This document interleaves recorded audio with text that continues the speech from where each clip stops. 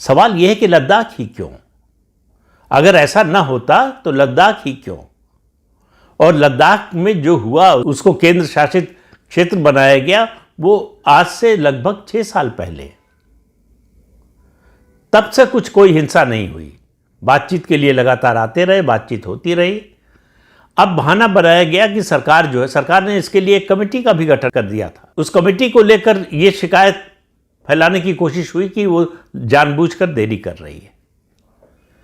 यह सुनियोजित षड्यंत्र है देश में अराजकता फैलाने का, हिंसा फैलाने का। चुनाव के मैदान में, राजनीति के मैदान में हार चुके हैं जो लोग, जो इस जनादेश को जो 14 में मिला, 2014 में, 2019 में और 2024 में, उसको स्वीकार नहीं करना चाहते, उसकी क्रेडिबिलिटी खत्म करना चाहते हैं। एक आंदोलनजीवी हैं जो राहुल गांधी के साथ हैं आजकल, आपने देखा होगा, वो उन्होंने बीजेपी के अलावा कोई पार्टी छोड़ी नहीं है जिसके तंबू में न खड़े रहे हों। किसानों के आंदोलन में भी बढ़ चढ़ कर हिस्सा लिया था, उनके खिलाफ FIR भी है। लेकिन सरकार ने, ये सरकार की मैं मानता हूं कमजोरी है, गलती है, जो भी कहें, वो है कि उनके खिलाफ उस FIR के अनुसार कार्रवाई नहीं हुई।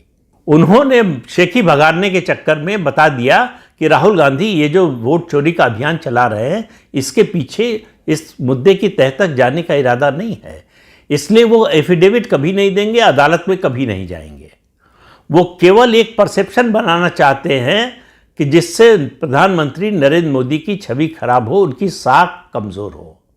उनका उद्देश्य ये है, और सबसे बड़ी बाधा उनके रास्ते की प्रधानमंत्री नरेंद्र मोदी की साख है, जिस पर वो लगातार हमला कर रहे हैं, जिसको लगातार क्षति पहुंचाने की असफल कोशिश कर रहे हैं।